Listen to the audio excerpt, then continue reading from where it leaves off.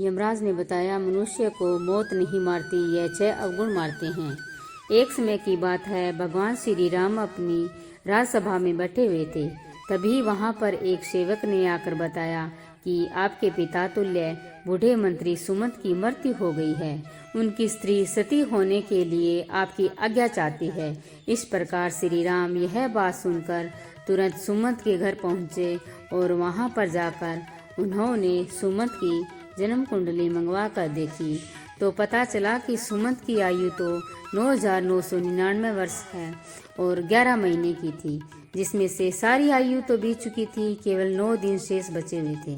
यह देखकर प्रभु श्री राम ने गुरु वशिष्ठ को बुलाया और उनसे कहा, हे गुरुदेव, सतयुग में मनुष्य की आयु 1,00,000 वर्ष की निश्चित की गई है और त्रेता युग में 10,000 वर्ष की निश्चित की गई है। द्वापर युग में 1,000 वर्ष की निश्चित की गई है और कलयुग में 100 वर्ष रखी गई है। फिर भी यमराज ने मेरे राज्य में मेरा अपमान करके इस नियम का उल्लंघन किया है।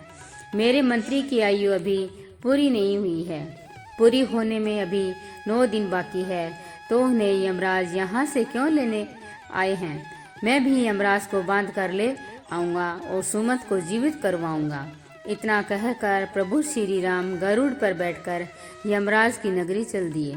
तब रास्ते में उन्होंने पासों में बंधे हुए सुमंत को देखा, जिन्हें यमदूत ले जा रहे थे। देखते ही प्रभु श्री राम ने यमदूतों को मारकर सुमंत को यमदूतों के हाथों से छुड़ा लिया।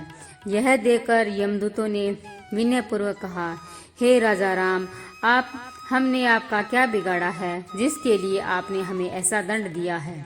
प्रभु श्री राम ने कहने लगे, यमदूतों, अभी इसके जीवन के 9 दिन बाकी है, तो तुम इन्हें पहले ही क्यों ले जा रहे हो? तब इनके दिन पूरे हो जाएंगे, तब आकर तुम इन्हें ले जाना, तब मैं कुछ नहीं कहूँगा। इस प्रकार प्रभु श्री राम की बात सुनकर यमदूत कहने लगे कि हे राजा राम, इनका जन्म एक अजीब तरह से हुआ था। पहले दिन इनकी माँ की कोख से दोनों हाथ और मुख बाहर आए थे और धीरे धीरे उनके पूरे शरीर को बाहर आने में पूरे 9 दिन लग गए थे। शुभ मंत्रों से पंडित ने इनकी रक्षा की थी, इसीलिए इनका नाम सुमंत पड़ा। प्रभु, आप जो इनके 9 दिन बाकी बता रहे हो वे संदिग्ध है, इसीलिए हमारा कोई दोष नहीं है। आप इन्हें व्यर्थ ही हमसे छीन रहे हो और हमको व्यर्थ में मारा है। इस तरह यमदूतों की बात सुनकर प्रभु श्री राम ने कहा, हे यमदूतों, जिस दिन माता के गर्भ से इनका अच्छी तरह जन्म हुआ वही जन्म का दिन माना जाएगा। जिस दिन इनका जन्म का उत्सव मनाया गया, वास्तव में वही जन्मदिन होता है। अभी इनके 9 दिन बाकी है, तुम लोग जाओ और 10वें दिन आकर इन्हें ले जाना, तब मैं तुम्हें लोगों को नहीं रोकूंगा। इस तरह यमदूतों को फटकार कर प्रभु श्री राम ने भगा दिया। इधर श्री राम अयोध्या में लौट कर आए तो सुमंत जीवित हो चुका था। उनके परिवार वाले उन्हें जीवित देखकर बहुत प्रसन्न थे। सुमंत ने अपने जीवन के आखिरी 9 दिन जानकर खूब दान पुण्य कराया आरंभ कर दिया। उधर वे यमदूत दुखी होकर यमराज के पास लौट गए और कहने लगे, हे यमराज, रास्ते में राम ने हमें मारकर सुमंत को छुड़ा लिया, क्योंकि उनके जीवन के 9 दिन बाकी रह गए थे। वह 9 दिन पूरे होने पर ही राम उन्हें आने देंगे।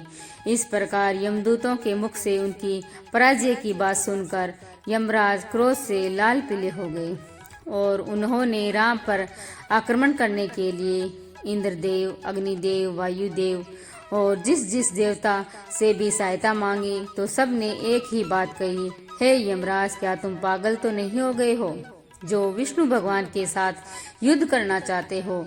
चुपचाप यहाँ से अपनी यमपुरी लौट जाओ। श्री राम का तुम क्या कर लोगे? जब सब ने यमराज की सहायता करने के लिए मना कर दिया तो यमराज अपनी सेना लेकर श्री राम के साथ युद्ध करने के लिए अयोध्या को चल पड़े। वहां पर पहुंचकर चारों ओर से अयोध्या नगरी को घेर लिया।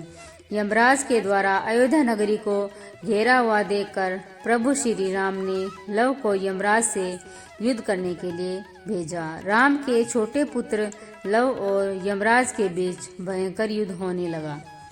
लव के बाणों से यमराज के सभी योद्धा क्षण मात्र में ही धराशायी हो गए। उन सब की यह हालत देखकर यमराज और भी ज्यादा क्रोधित हो उठे। अंत में यमराज ने लव पर अपना यमदंड छोड़ दिया। यमदंड को देखकर लव ने यमराज का ब्रह्मास्त्र छोड़ दिया, जिसे देखकर यमदंड वापस लोया और लव के द्वारा छोड़ा हुआ ब्रह्मास्त्र यमराज के पीछे पड़ गया। ब्रह्मास्त्र को देखकर यमराज प्राण बचाने के लिए भागने लगे। उधर जब सूर्यदेव ने देखा कि ब्रह्मास्त्र से यमराज का बच पाना मुश्किल है, तो घबरा कर सूर्यदेव राम के छोटे पुत्र लव के पास आए और प्रार्थना करने लगे, हे पुत्र, इस ब्रह्मास्त्र को लौटाकर यमराज के प्राण बचा लो, क्योंकि तुम हमारे ही वश में उत्पन्न हुए हो और यह यमराज मेरा ही बेटा है। क्या तुम अपने पूर्वज यमराज को मार डालना चाहते हो? इस प्रकार सूर्यदेव के निवेदन पर लव ने ब्रह्मास्त्र को लौटा दिया। तब यमराज अपने पिता सूर्य को आगे करके ही श्री राम के पास गए और श्री राम ने सूर्य देवता का पूजन किया और यमराज ने भी राम से क्षमा मांगी। युद्ध भूमि में जितने भी आदमी मर गए थे, उन पर इंद्रदेव ने अमृत बरसाकर सबको जीवन दान दिया। और उनके बाद श्री राम ने यमराज से कहा कि जब तक मैं अयोध्या नगरी पर शासन कर रहा हूँ, तब तक तुम इन्हीं मनुष्यों को अपने लोक में ले जा सकते हो। इनकी आयु पूर्ण हो चुकी है। उसी दिन से राम ने पूरी पृथ्वी पर यह घोषणा करवा दी कि आज के बाद कोई मनुष्य अपने नित्य कर्म को ना छोड़े, ब्राह्मणों का कोई अपमान ना करे, किसी के साथ द्वेष भावना ना रखें, कोई किसी के धन को ना चुराएं और अगर धन चुराएगा तो उसे दंड मिलेगा। दुराचारियों को कड़ा दंड दिया जाएगा। धर्म कर्म सदा होता रहे। यदि किसी की अकाल मृत्यु हो तो तुरंत हमारे पास लेकर आए, उसे तुरंत जीवित किया जाएगा। यमराज को भगवान श्री राम ने यह सख्त निर्देश दिया था कि हमारे राज्य में कभी भी किसी की अकाल मृत्यु नहीं होनी चाहिए। तब यमराज ने कहा, हे प्रभु, मैं तो वैसे भी किसी को नहीं मारता हूँ। सब अपने कर्मों से ही जन्म और मृत्यु पाते हैं। मैं तो निमित्त मात्र हूँ। आयु पूर्ण होने पर ही मिलने वाली मृत्यु और अकाल मृत्यु का प्राणी स्वयं ही कारण होता है। इसमें किसी का कोई दोष नहीं होता। मुझे तो अपने माध्यम बनाकर जो जिम्मेदारी सौंपी है, मैं उसी का पालन कर रहा हूँ। जन्म लेने वाले और मारने वाले तो आप हो। आपके द्वारा लिखे गए विधान में से तो किसी के जीवन में एक क्षण ना तो घट सकता है और ना ही बढ़ सकता है। यह तो आपके हाथ में है भगवान। आप चाहे तो मृत्यु का समय पूरा होने के बाद भी प्राणी को आयु प्रदान कर सकते हैं। आप चाहे तो उसे समय से पहले भी मृत्यु प्रदान कर सकते हैं। आप चाहे तो ब्रह्मा के लिखे हुए लेख को भी बदल सकते हैं और आपने यह किया भी है। आपके राज्य अभिषेक के ये विशिष्ट मुनि ने शुभ मुहूर्त निकाला था, फिर भी आपने राजा ना बनकर वनवास धारण किया था। सब कुछ आपकी इच्छा के अनुसार ही होता है। सुख दुख, जीवन मरण, लाभ हानि मनुष्य के स्वयं के कर्मों की उपज होती है। यह 6 अवगुण मनुष्य की आयु को क्षीण करता है। अभिमान, व्यर्थ का बोलना, त्यागहीनता, क्रोध, उदरपूर्ति, दोस्त से विद्रोह है। ये 6 अवगुण तीखी कटार है जो मनुष्य की आयु को घटाती रहती है। यही अवगुण मनुष्य का वध करती है।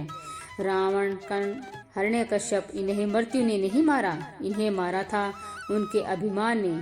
शिशुपाल, दुर्योधन, शकुनी, कर्ण को मृत्यु ने नहीं मारा, इन्हें मारा था इनके बड़ बोलनेपन ने। जो दोषों को नहीं त्यागता, उसमें लिप्त बना रहता है, उसे उनके दोष ही मृत्यु के समीप पहुंचा देते हैं।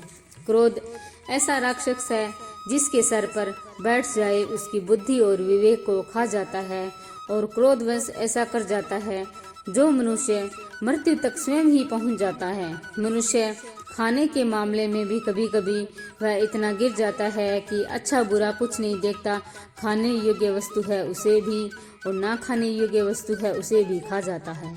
तरह तरह के जहरीले पदार्थों का सेवन करने से अपनी आयु को क्षीण कर डालता है।